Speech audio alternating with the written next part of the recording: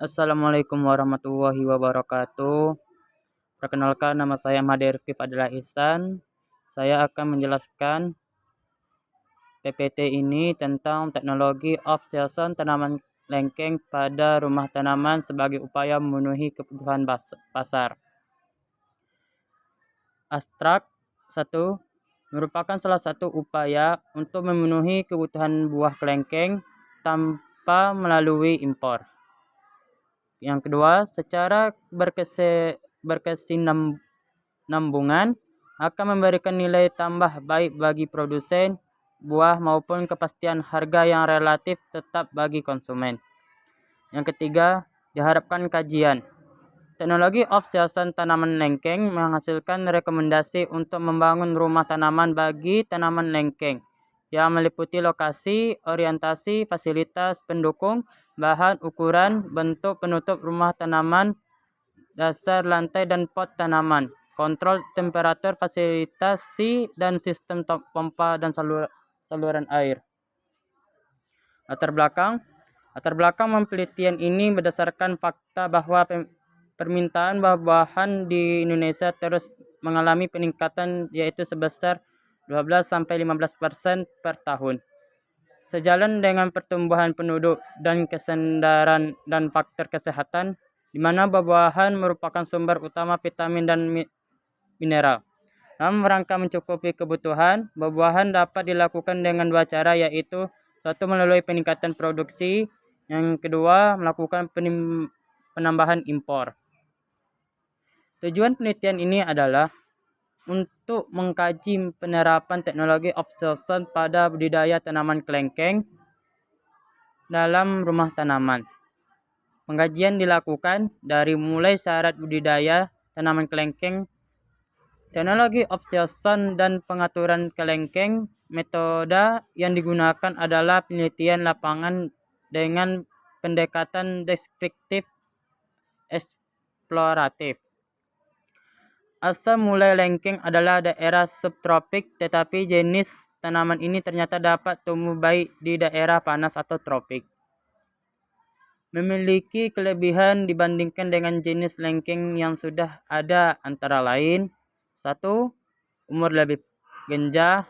2. Rajin berproduksi. 3. Ukuran buah lebih besar. 4. Daging buah lebih tebal.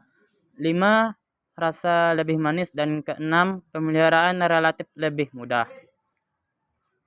Persyaratan tumbuhan kelengkeng yaitu faktor iklim yang penting adalah suhu dan curah hujan. Sedangkan faktor tanah yang diutamakan adalah kondisi fisik tanah atau kedalaman efektif, tekstur, dryness, dan batuan permukaan.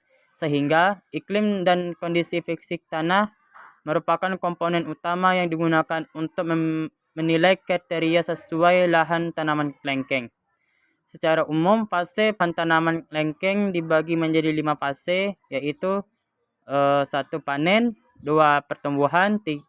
Pertumbuhan daun, 3. Istirahat, 4. Produksi, pembuangan, dan yang kelima, pembuangan. Fase-fase tersebut berhubungan dengan kondisi iklim dan lingkungan setempat yang meliputi 1. Suhu, yang kedua ketersediaan air, dan ketiga nutrisi. Tujuan teknologi off-season dapat dibagi dua, yaitu 1. Murni faktor ekonomi yang digunakan untuk menaikkan harga komoditas, di mana harga buah-buahan jauh lebih tinggi dibandingkan ketika dalam musim panen. Yang kedua, sebagai upaya pemenuhan kebutuhan masyarakat akan buah-buahan agar tersedia sepanjang tahun. Secara garis besar, teknologi off-season dapat dilakukan dengan dua cara, yaitu 1. Secara kimia atau hormonal. Tanaman yang ingin dibuahkan di luar musim harus memenuhi 3 persyaratan, yaitu pertama, tanaman sehat.